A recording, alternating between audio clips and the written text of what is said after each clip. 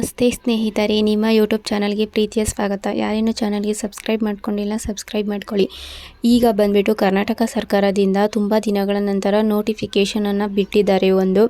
ಅದು ಬಂದು ಕೃಷಿ ಇಲಾಖೆಗೆ ಸಂಬಂಧಪಟ್ಟಿರುವಂತಹ ಕೃಷಿ ಅಧಿಕಾರಿ ಮತ್ತು ಸಹಾಯಕ ಕೃಷಿ ಅಧಿಕಾರಿ ಪೋಸ್ಟ್ಗಳಿಗೆ ಇವಾಗ ನೋಟಿಫಿಕೇಷನನ್ನು ಬಿಟ್ಟಿರೋವಂಥದ್ದು. ಇದು ಬಂದು 18/4/2026 ಅಂದರೆ ಇದೇ ತಿಂಗಳ 18ನೇ ತಾರೀಕು ಈ ಒಂದು ನೋಟಿಫಿಕೇಷನನ್ನು ಬಿಟ್ಟಿರೋವಂಥದ್ದು. ಇದಕ್ಕೆ ಅರ್ಜಿ ಸಲ್ಲಿಸೋಕ್ಕೆ ಅಂದರೆ 19ನೇ ತಾರೀಕಿಂದ ಆನ್ಲೈನಲ್ಲಿ ಅಪ್ಲಿಕೇಶನ್ ಹಾಕೋದಕ್ಕೆ ಆನ್ಲೈನ್ನಲ್ಲಿ ಅಪ್ಲಿಕೇಶನ್ ಓಪನ್ ಆಗುವಂಥದ್ದು. ಇದು ಬಂದ್ಬಿಟ್ಟು ಕೃಷಿ ಅಧಿಕಾರಿ ಮತ್ತು ಸಹಾಯಕ ಕೃಷಿ ಅಧಿಕಾರಿ ವೇತನ ಶ್ರೇಣಿ ಅಂದರೆ ಸ್ಯಾಲ್ರಿ ಎಷ್ಟು ಈ ಪೋಸ್ಟ್ಗೆ ಇರೋವಂಥದ್ದು ಅನ್ನೋದನ್ನು ಇಲ್ಲಿ ಕೊಟ್ಟಿರೋವಂಥದ್ದು. ಸೊ ವಿದ್ಯಾರ್ಹತೆ ಮತ್ತು ಸ್ಯಾಲ್ರಿ ಎಷ್ಟು ಅಂತಂದ್ಬಿಟ್ಟು ಯಾವ ಹುದ್ದೆಗೆ ಎಷ್ಟು ಸ್ಯಾಲ್ರಿ ಇರೋವಂಥದ್ದು ಅಂತ ಇಲ್ಲಿ ಕೊಟ್ಟಿರೋವಂಥದ್ದು. ನೆಕ್ಸ್ಟು ನೋಡೋದಾದರೆ ಇರೋವಂಥದ್ದು 2 ಪೋಸ್ಟ್, ಒಂದು ಕೃಷಿ ಅಧಿಕಾರಿ ಮತ್ತು ಇನ್ನೊಂದು ಸಹಾಯಕ ಕೃಷಿ ಅಧಿಕಾರಿ. Agricultural officer and assistant agricultural ಆಫೀಸರ್ದು. ಇದು ಬಂದ್ಬಿಟ್ಟು ಶೈಕ್ಷಣಿಕ ವಿದ್ಯಾರ್ಹತೆ ನೋಡೋದಾದರೆ ಇದಕ್ಕೆ BSc ಅಗ್ರಿಕಲ್ಚರಲ್ ಮಾಡಿರಬೇಕು ಮತ್ತು BTech ಆಗಿರೋಂಥವರು ಈ ಒಂದು ಹುದ್ದೆಗಳಿಗೆ ಅರ್ಜಿಯನ್ನು ಸಲ್ಲಿಸಬಹುದು. ಈ ಒಂದು ಹುದ್ದೆಗಳಿಗೆ BSc agriculture, BSc agricultural honour ಮತ್ತು BSc ಆನರ್ಸ್ ಕೃಷಿ, BTech, BSc ಆನರ್ಸ್ ಮತ್ತು BSc ಕೃಷಿ ಮಾರುಕಟ್ಟೆ ಮತ್ತು ಸಹಕಾರ, ಈ ರೀತಿ BTech ಆಗಿರ್ಬೋದು. ಈ ಒಂದು ವಿದ್ಯಾರ್ಹತೆ ಇವು ಎಲ್ಲ ಬಂದುಬಿಟ್ಟು ಕ್ವಾಲಿಫಿಕೇಷನ್ ಇರುವಂಥದ್ದು. ಈ ಒಂದು ಸಬ್ಜೆಕ್ಟ್ಗಳಲ್ಲಿ ನೀವು ಪದವಿಯನ್ನು ಪೂರ್ಣಗೊಳಿಸಿದರೆ ಇವರು ಬಂದುಬಿಟ್ಟು ಈ ಒಂದು ಹುದ್ದೆಗಳಿಗೆ ಅರ್ಜಿ ಸಲ್ಲಿಸಲು ಅರ್ಹರಾಗಿರುವಂಥದ್ದು. ಸೊ ಇದು ಕ್ವಾಲಿಫಿಕೇಷನ್ ವಿದ್ಯಾರ್ಹತೆ ಇರುವಂತಹ ಕಾಲಮು. ಈ ಒಂದು PDF ಬಂದುಬಿಟ್ಟು ನೀವು KEA ಅವರ ಅಫಿಷಿಯಲ್ ವೆಬ್ಸೈಟ್ಗೆ ಹೋಗ್ಬಿಟ್ಟು ಡೌನ್ಲೋಡನ್ನು ಮಾಡ್ಕೋಬಹುದು.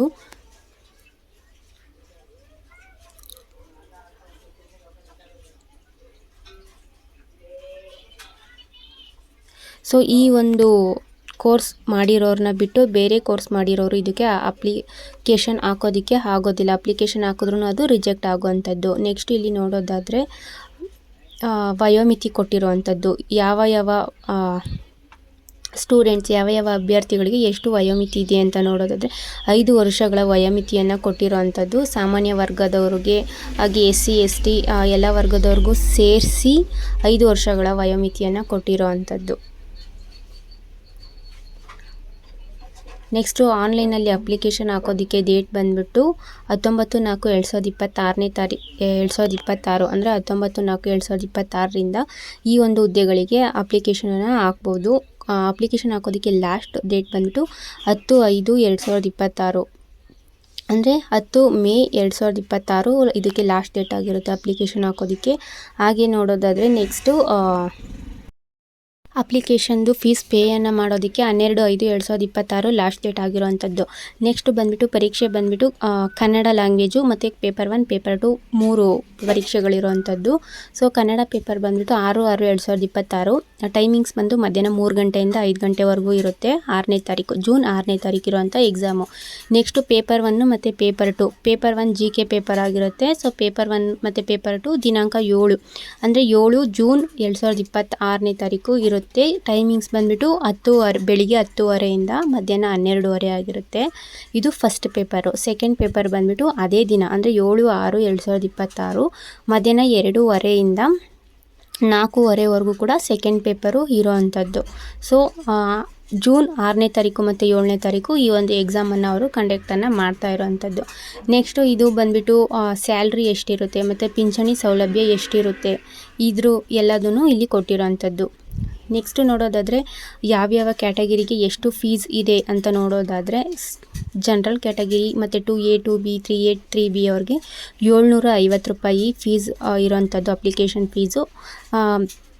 SC ST ಸ್ಟೂಡೆಂಟ್ಸ್ಗಳಿಗೆ ಬಂದು 500 ಇರೋವಂಥದ್ದು 500 ರೂಪಾಯಿ SC ST ಸ್ಟೂಡೆಂಟ್ಸ್ಗಳಿಗೆ. ಹಾಗೆ ಹ್ಯಾಂಡಿಕ್ಯಾಪ್ಡ್ ವಿದ್ಯಾರ್ಥಿಗಳಿಗೆ ಬಂದುಬಿಟ್ಟು 250 ರೂಪಾಯಿ ಇರೋವಂಥದ್ದು. ಮತ್ತು ನೀವು ಈ ಫೀಸ್ನ ಪೇ ಮಾಡಿದ್ಮೇಲೆ ನೆಕ್ಸ್ಟ್ ಅವರು ಅಮೌಂಟನ್ನು ರಿಟರ್ನ್ ಕೊಡೋದಿಲ್ಲ ಅಂತ ಇಲ್ಲಿ ಮೆನ್ಷನ್ ಮಾಡಿರೋವಂಥದ್ದು. ಪಾವತಿಸಿದ ಶುಲ್ಕವನ್ನು ಹಿಂತಿರುಗಿಸಲಾಗುವುದಿಲ್ಲ ಅಂತಂದ್ಬಿಟ್ಟು ಮೆನ್ಷನನ್ನು ಮಾಡಿದ್ದಾರೆ. ಇದಾದಮೇಲೆ ನೆಕ್ಸ್ಟು ನಿಮಗೆ ಡಾಕ್ಯುಮೆಂಟ್ ಏನೇನು ಬೇಕು ಅಪ್ಲಿಕೇಶನ್ ಹಾಕೋದಕ್ಕೆ ಅಂದರೆ SLCಯಿಂದ ಡಿಗ್ರಿವರೆಗೂ ಎಲ್ಲ ಮಾರ್ಕ್ಸ್ ಕಾರ್ಡ್ಗಳು.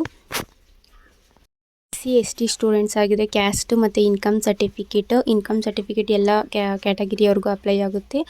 ಹಾಗೆ ನಿಮ್ಮ ಒಂದು ರಿಸರ್ವೇಷನ್ ಸರ್ಟಿಫಿಕೇಟ್ಗಳು ಬೇಕಾಗುತ್ತೆ. ರಿಸರ್ವೇಷನ್ ಇದ್ದಿದ್ದರೆ ರಿಸರ್ವೇಷನ್ ಸರ್ಟಿಫಿಕೇಟ್ಗಳು ಬೇಕಾಗುತ್ತೆ. Kannada medium certificate, rural certificate, ಈ ರೀತಿಯ ಸರ್ಟಿಫಿಕೇಟ್ಗಳು ಕೂಡ ಬೇಕಾಗುವಂಥದ್ದು. ಸೊ ಇದು ಕನ್ನಡ ಪರೀಕ್ಷೆನ ಯಾರು ಬರೆಯೋಂಗಿಲ್ಲ ಅಂತ ನೋಡೋದಾದ್ರೆ ಅವ್ರಿಗೆ ಫಸ್ಟ್ ಸ್ಟ್ಯಾಂಡರ್ಡಿಂದ 1ನೇ ಕ್ಲಾಸಿಂದ 10ನೇ ಕ್ಲಾಸ್ವರೆಗೂ ಯಾರು ಕನ್ನಡ ಮೀಡಿಯಮಲ್ಲಿ ಫಸ್ಟ್ ಲ್ಯಾಂಗ್ವೇಜ್ ಕನ್ನಡವನ್ನು ಓದಿರ್ತೀರ ಅವ್ರಿಗೆ ಕನ್ನಡ ಲ್ಯಾಂಗ್ವೇಜ್ ಪರೀಕ್ಷೆ ಕಡ್ಡಾಯ ಕನ್ನಡ ಪೇಪರ್ ಬರೆಯೋ ಹಾಗೆ ಇಲ್ಲ.